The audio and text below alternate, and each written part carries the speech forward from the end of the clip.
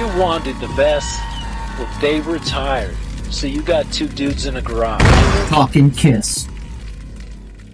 Welcome to the Hooligan Nation, a KISS-Centric Podcast. I'm Anthony. And I'm Rocco. Father Rocco, that is. Father Rocco. Thank you. I need that after the weekend we just had. Hey, that's off to you, hooligans too. Welcome to our version of As the KISS World Turns, where we discuss KISS current events, rumors, news, and interviews with current and past members. Strap in, crank it up, and let's talk KISS. Well, Father Rocco, how you doing with your recovery? Actually, you're not going to expect this take, but thank God I don't drink anymore. Oh, because just the sleep alone makes me feel like I'm hungover. It was a fun, action-packed week, and I'm extremely sleep deprived, like I know you are. Yep. As soon as we finish recording, I'm going back to sleep. Same here. Just so everybody's aware, we landed at 7:00 this morning. I don't even know what the date is today. Tuesday, November 18th, and we are recording at 6:00 Tuesday night.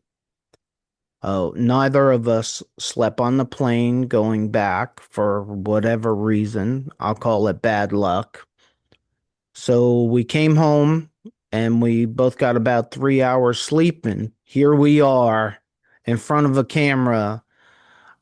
If there was one time I wish we had an audio-only podcast, it would probably be right now, because both of us look like somebody mopped up the floor with us. Yeah, that's for sure. But forget that. We are here to talk about, there's so much to talk about, first and foremost. We could probably produce a month or two worth of content from the entire event from start to finish, but we're not going to do that. We're going to try to pack things in.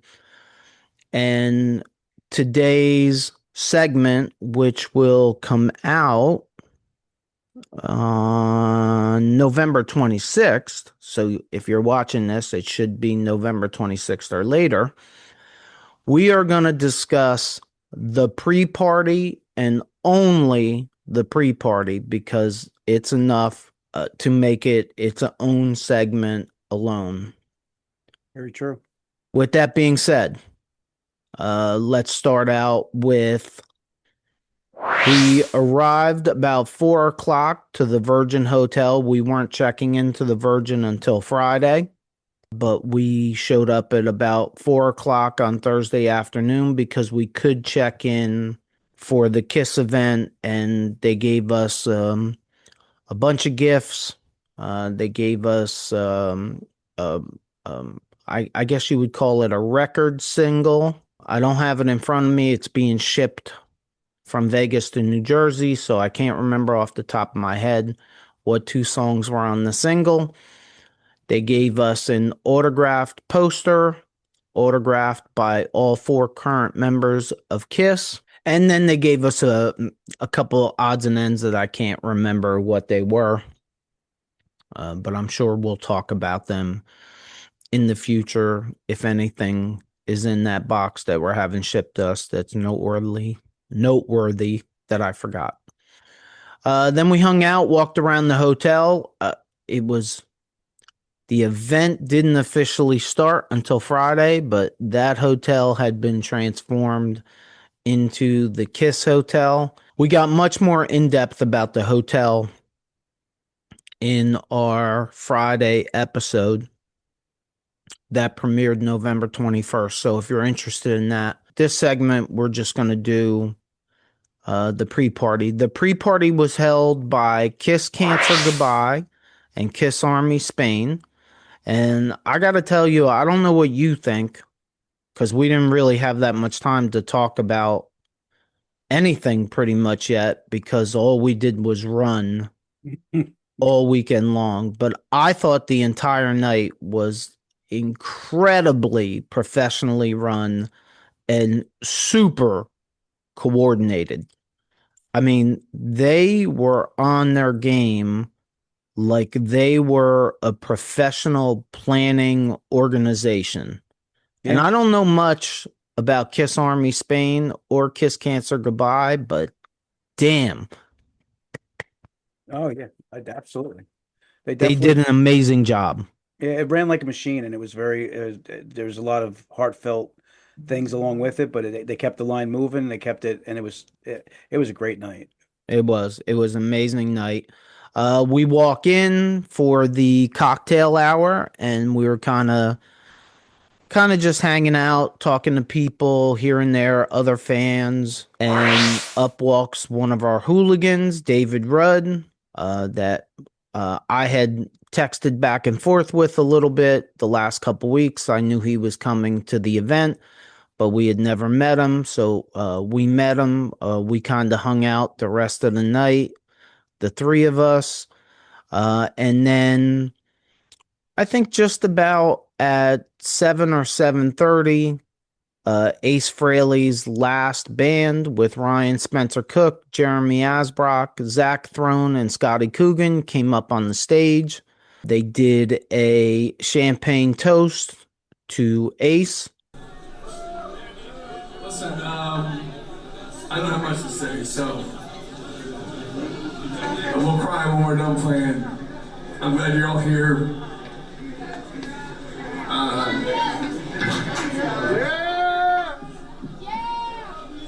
I don't know, one of you other guys might have to do this. Hey, I'll do it. So, I'm glad you're all here tonight. Thank you so much for coming out. This is weird playing these songs without it. So as you can see, this is really tough for myself, band, and we just want you to know that Ace means everything to us, as we know he meant everything to you guys. And being able to tour with Ace and share memories with him, and my personal sharing memories with these guys right here, it means the world to me, and it means the world to me that you guys are out here celebrating his life. And let's turn this sad, somber event into a very happy. Let's do it! Ace Frehley! You ready? We're doing this host to Ace Frehley first. It is live. This is live. So everybody, this is host Ace Frehley tonight. We love you all. Thanks for being here. Neil, thanks for having us. And Doc McGee, where are you tonight, Doc? Thanks, Doc. Thanks for having us. This is great. Ace, Ace, Ace, Ace, Ace, Ace, Ace, Ace, Ace. God bless Ace. Let's have your drink. Have your drink, Ace. And then they ripped into a smoking set of Ace songs. And Father Rocco, do you have the set list? Yes, I do. Wow, why don't you tell our hooligans what's on the set list? Real quick though, shout out to Dave. It was really nice meeting you, and rock on, hooligan. But Ace's set list was fantastic. It started out with "Rip It Out," then "Snowblind," then actually "Getaway" I was surprised to hear "Getaway," and then one of my favorite all-time Ace songs, "Hard Times." Then they did a car jam session, the car jam. And then Stevie Brown came on and he did Rock Soldiers with them. Then 2000 Man, then Detroit Rock City, Strange Ways, Rocket Ride, and they ended with Shock Me. The one thing I'll say is again, they're still grieving, and Ryan Cook, it's the first time I really had a chance to I've never seen Ace's band live, and it's the first time I got a chance to see this guy, and this guy is a great performer. He interacts with the crowd, and he's also, you could see he loves what he does, and you could also see his emotion the entire night. Like he was doing the best he could to keep it together, but playing these songs without Ace being there. But I think not only did his band, but I just got to say this, I really feel like Ace was there that night. His spirit was definitely there. Yeah, and it was obvious the band struggled through the set trying to hold it together. Emotionally, but not musically. Not sounded musically. great. Oh no, they were amazingly tight. Absolutely.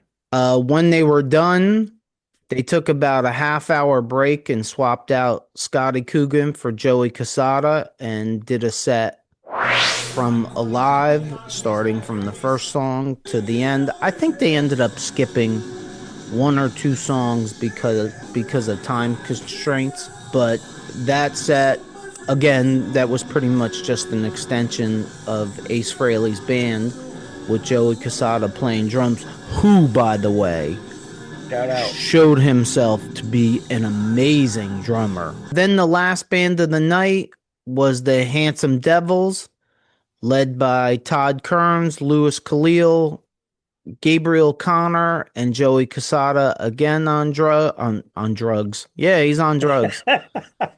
And Joey Casada, again on drums. Drums, guys. He was not on drugs. Let's talk about these guys for a minute.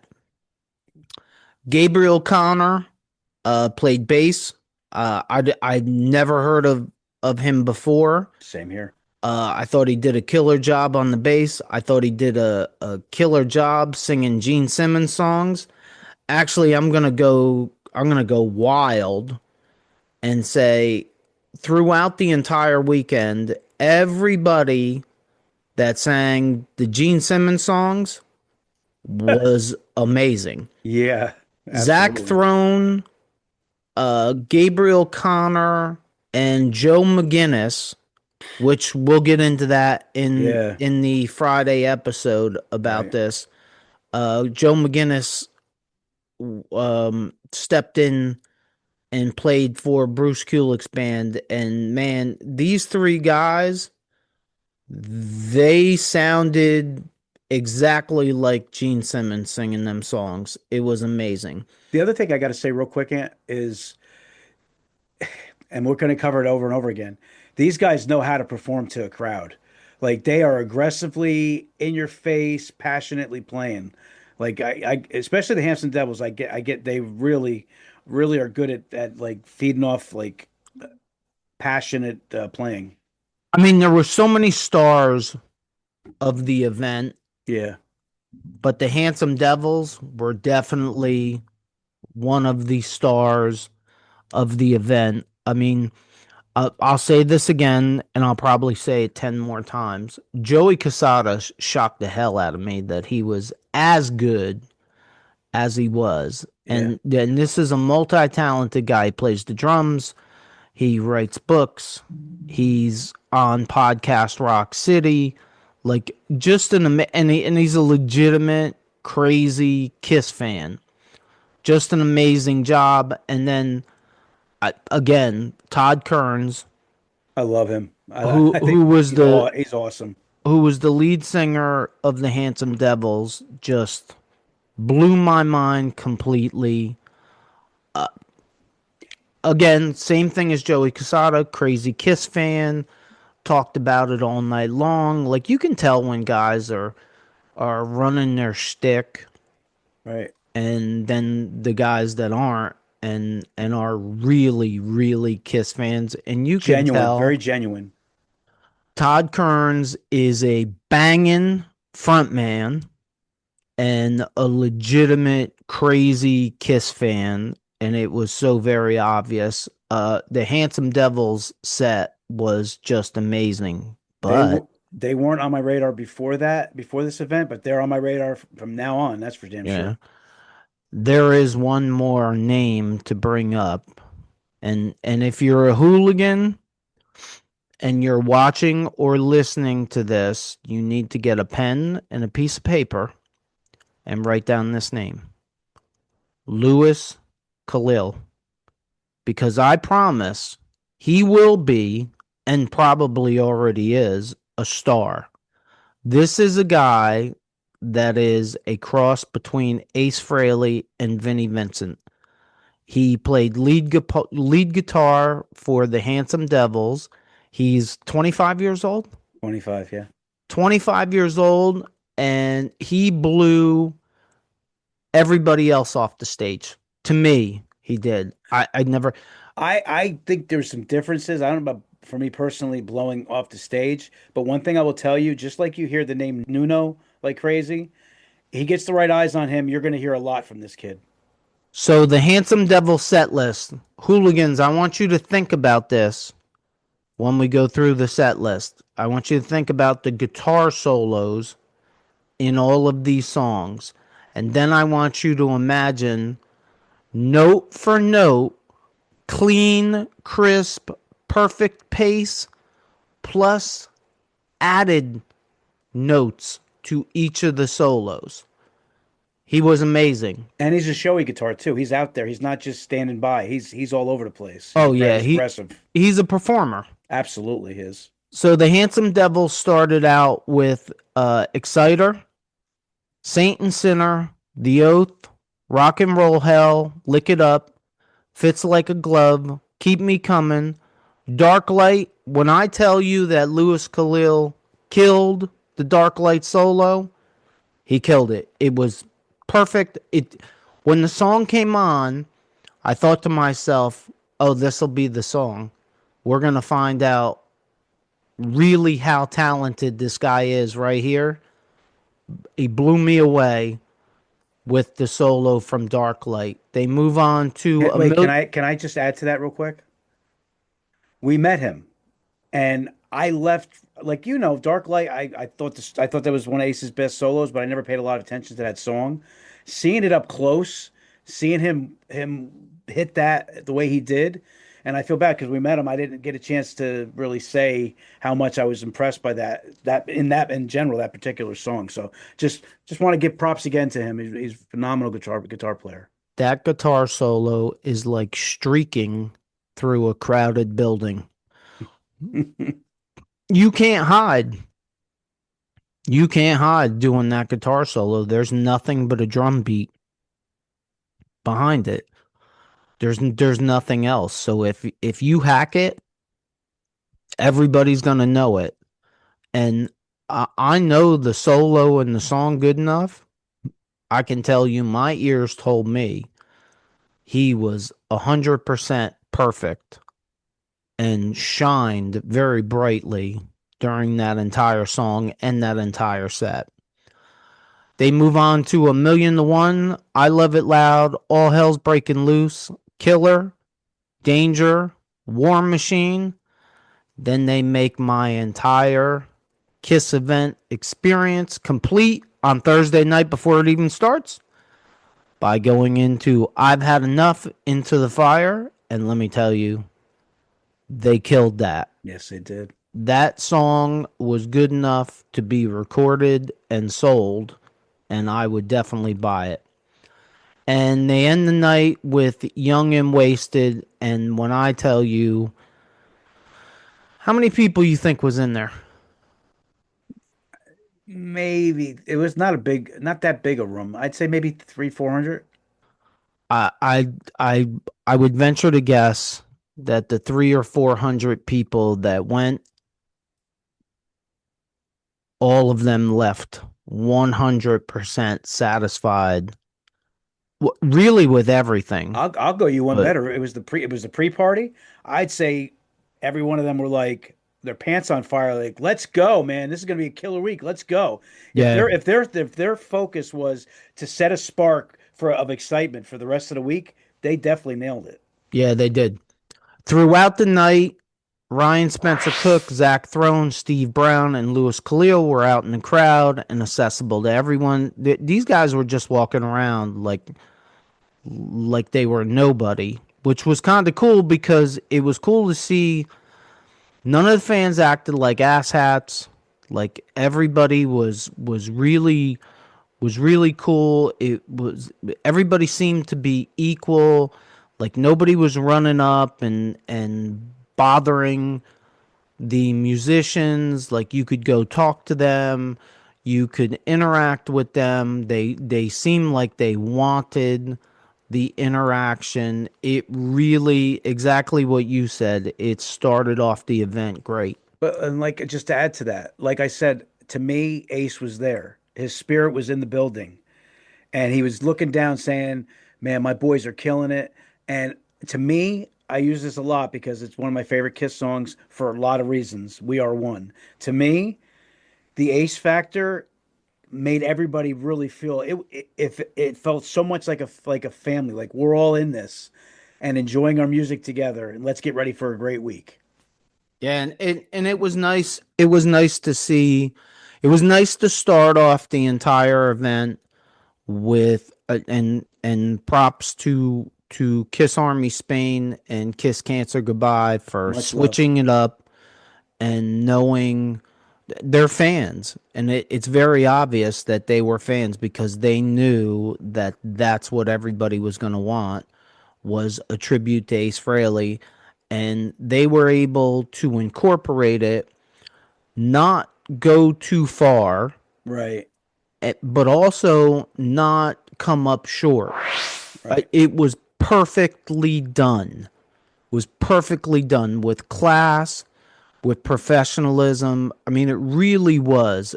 And we're not talking about Vibey or McGee Management or Kiss. We're talking about Kiss Army Spain and Kiss Cancer Goodbye. And this is not to put them down at all, but they're a much, much smaller organizations that they put the A game out and went above and beyond and knew when to stop, not to go too far, but they also knew, hey, we need to do something and it needs to be big enough and enough for all the fans. And I think they killed it, and I think they did a perfect job. And like you said, they didn't go too far. Like, I'll be honest with you, like when we first booked this trip, one of my biggest things that I was looking forward to is there was, I never said this to you, but there was no doubt in my mind that Ace was going to eventually be there. And when he passed away, and it still hits us, but when he passed away, going in, I'm like, this is going to all be about Ace. Like, there's going to be a lot about Ace. It's all going to be Ace is going to be like the catalyst for the entire week, and he was, but it was more like in an indirect way. So you weren't like dwelling on the loss. Right. You were more focused on the celebration of him. Yep. Yep. And one of the things I forgot to bring up, which I have to bring up, is Kiss Cancer Goodbye and Kiss Army Spain put out. They did also a very good job of this. They communicated well with those that bought tickets for the pre-party. They would send email updates, and one of the updates that they sent out was that they were making changes after Ace died, that it was going to be an Ace tribute, and Ace's band was going to be there, and they also asked that everyone wear Ace Frehley shirts. Right. We didn't. Yeah. Glad you mentioned. And I would say about 85-90% of the crowd wore Ace Frehley shirts. And let me tell you something. And a lot of different ones, a lot of cool ones. I was going to say that. Yeah. If every shirt that somebody wore was for sale that night, I would have bought 40 shirts. Yeah, it's true. Like, That's I a was good walking point. around looking at shirts to the point where people were looking at me like, what are you looking at? And I was saying to people, dude, I'm checking your shirt out. Like, I've never seen that Ace Right. shirt. Like, it seemed like everybody said, oh, you want us to wear an Ace shirt? Nobody, and I'm sure there were, but it seemed like nobody wore an Ace shirt that they already had. Everybody went out and tried to find the new Ace shirt that Right. they've never seen before. I know I did that, and no one else, I did too. no one else in the place was wearing the Ace shirt that I saw. And that could be said of probably 60, probably more than that. I mean, there were hundreds of shirts that was like, that guy's wearing that shirt, and you didn't see that shirt anywhere else the rest of the night.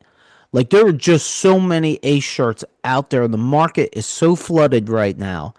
Everybody got to wear a special one-off Ace shirt, it seemed. Right. Like, of course, there were Ace Frehley solo album t-shirts, and there were Ace Frehley shirts that we've all seen before. Right. Right. But for the most part, it seems to me like there were one-off shirts that it was like, I'm standing in the room trying to like Google the shirt that the guy was wearing next to me. Like, how do I find that shirt?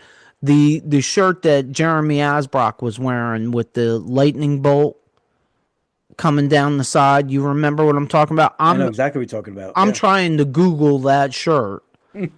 Like while we're standing there, because I'm like, that is the coolest shirt. And it doesn't even say Ace Frehley on it. It doesn't have a picture of Ace Frehley on it. Doesn't need to. But if you're a KISS fan, you know exactly what that shirt represents. Absolutely. And just a little side note, you said one of the funniest off-the-cuff things of the week that I didn't really address too much. I did? Oh, well, let's address it here on camera, because I am funny. Funny how? You're amusing me and the hooligans. So I'm a clown. Yeah, kind of in a way, yeah, without the makeup. No, it's along the same lines of the Ace merch, of the clothing. You made a comment. I think I don't know where the hell we were. We're waiting in line for something, and we're looking at people walking up in line, and it's not just Ace shirts; it's other shirts too. But it's KISS, and you're like, one of these days they should have an event like a KISS fashion show with all the different types of KISS clothing that people wear. Yeah, you know what? I'm gonna do you one better, because I came up with something else too. And look, hooligans, KISS had all kinds of things. They had, and we'll get into some of it or we got into some of it in the episode. I got to keep remembering that the episode comes out beforehand. They had, pick throwing contests. They had KISS lookalike contests. They had all kinds of stuff, and you cannot possibly go to everything. And a lot of the stuff we didn't go to. Name that tune. Yeah, name that tune, all that stuff. But I came up with 2 things that should be added. So Gene or Paul, call me. You can use it. Yeah, but isn't your schedule kind of full? You sure you got to be able to take the call? Oh, my schedule's full. You're right. My schedule's full. You know why? Because I'm going to sleep. A KISS fashion show. Just the sheer amount of shirts, the sheer amount of fans in costumes and makeup, which we'll get into that, Mr. Non-Observant. Oh, Jesus Christ. But also, how about a KISS tattoo contest? Oh, yeah, that's true. Because I saw tons and tons and tons of KISS tattoos from the woman with the full back tattoo of all 4 members to Ace Frehley. There were so many fresh Ace Frehley tattoos there that people went out in the last couple weeks and got them. Just amazing stuff to see. Yeah. Artwork wise, I just think a KISS tattoo contest would be great. Yeah, I agree. So to wrap up Thursday night, Evan Stanley, Paul Stanley's son, made an appearance towards the end of the night, was hanging out in front of the room where the bands played. He was incredibly gracious and super accessible. Really came across as to me, he came across, and he's not a kid. I think he's in his 30s. But he came across as a starstruck kid that was at a KISS event, not Paul Stanley's son, right? That should be acting like he's a celebrity. Right. He didn't act like that to me. To me, he didn't at all. Everyone, fans, musicians, everyone was extremely kind. It felt like a gathering of family. It did. What a spectacular way to start the event. When we walked out of there that night, we kind of looked at each other and knew it was going to be an awesome experience, and it only got better from there. Really was, as far as pre-parties go, KISS Army Spain and KISS Cancer Goodbye, they killed it. They knocked it out of the park completely by starting that off the way they did. And go, Father Rocco. Yeah, I just have to say, and this is going out like almost kind of asking a favor to the hooligans too. Like we have the KISS podcast here. You know, we share it with you hooligans, but we've never been on a KISS cruise. We've never experienced anything like this before as KISS fans. So it kind of set the spark to where whatever they do again, I think we're going to feel like we have to be there. We want to be there too. So my favor that I'm asking is, I'm sure there's plenty of hooligans out there that have been on KISS cruises, and if you have, share your experience. If you have pictures and things like that, put them on the Facebook page. That's what this community is all about. And I love that shit. Like, the other thing was hearing some stories. Like, you could have nothing going on. There could be breaking the action with some of the events, and you're sitting there and you have somebody to talk to about, hey, I was at this concert in 1978 and this is what happened here. And that's what this is about. And I get excited to hear that stuff. I can hear the excitement in your voice with no sleep. I know. It's keeping me going. Because it's such so cool. And then as soon as we hit the shut off button, I'm out. Oh yeah. Yeah. Well, with that being said, do you have anything else you'd like to add? No, we've talked about it for a lot of episodes leading up to it. I was looking forward to it. I was sad when Ace passed away. It lived up to everything I had hoped for and more. I can tell you this much. If Friday, Saturday, and Sunday would have completely sucked, and it didn't, but if it had, Thursday night was so good, it would have made it worth it right there. Like, I walked out of there Thursday night, and because neither one of us had ever been on a KISS cruise, we did not know what to expect at all. Walking into the hotel the first time was the first sign of, wow, they went over the top. And there will be pictures and videos in our November 21st episode, like showing all you guys that weren't there, everything. You knew it right then that they were putting in the effort. And then when you went in that room and got to experience the pre-party, it was worth the flight. Well, I mean, and the other thing is just it's wild. Is walking through a casino hearing KISS music playing all different songs constantly, 24 hours a day. It was amazing. You look at the craps table, there's KISS fans. You look at the blackjack table, there's KISS fans. You look at the slot machines, there's KISS. You look at the bar, like, we own that casino. Yeah, it was awesome. It was funny because I walked in my house today after I dropped you off, and I was expecting KISS music to be playing, and it wasn't. I was a little mad. I was like, why isn't anybody playing KISS music? This is all I've heard 24 hours a day for the last few days. And it didn't seem like there was like duplicate songs. Like, it seemed like it was a new song every time. That's a good point. I don't think I heard the same song twice. If you're listening to us on any of the podcast platforms, please leave us a review. And if you just found us, check out our past episodes. If you're watching us on our YouTube channel and you like this episode, please consider hitting the like button, just like Father Rocco right there, and leaving us a comment. Hit that subscribe button, just like our little Father Rocco right there, so you don't miss any future episodes. And check out these episodes right here. As always, if you made it this far, thank you for supporting us, and don't forget, we should all lead with love and take care of each other. Peace out, Hooligan Nation.